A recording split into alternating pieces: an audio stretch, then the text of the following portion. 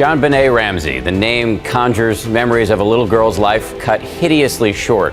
Her parents and her brother, the chief suspects in a murder case that dragged on for years.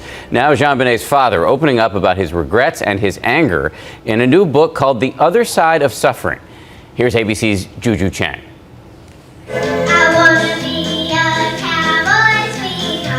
Maybe it was the eerie images of a 6-year-old beauty queen. Maybe it was the unsolved mystery. But the murder of JonBenet Ramsey transfixed America. I had 24-hour-a-day cameras outside of our house for, a year. It began the morning after Christmas, 1996. John and Patsy Ramsey woke to find a bizarre ransom note.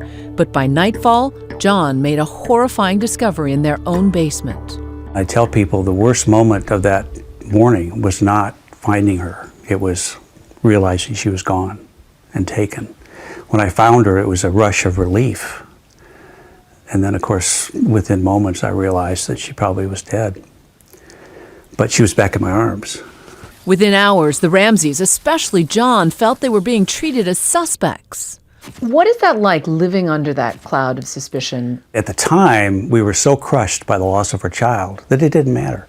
The footprint, a broken window, DNA evidence, all tantalizing clues that fueled a media frenzy unlike nearly any in modern journalism.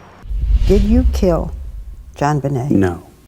It would take 12 years for the Boulder district attorney, using new DNA procedures, to completely clear the entire Ramsey family and issue an apology. But not before his wife Patsy lost her battle with ovarian cancer. His finances and the family's reputation seemed beyond repair. Yet all these years later, he doesn't complain. He only gets outraged at the thought that the rush to judgment may have let the real killer get away.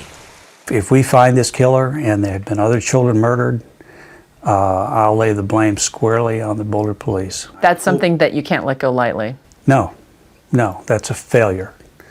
And I hope that's not the case. For a man who used to employ hundreds of employees, John Ramsey now says he's learned to love downsizing. He says years of healing and praying have helped him get past hopelessness and despair.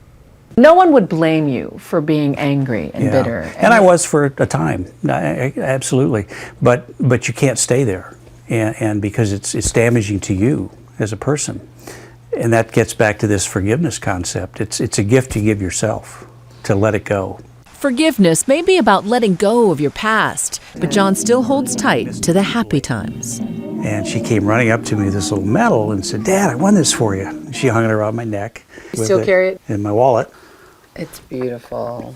He's worked to rid himself of the bitter in favor of the sweet. For Good Morning America, I'm Juju Chang in Charlevoix, Michigan.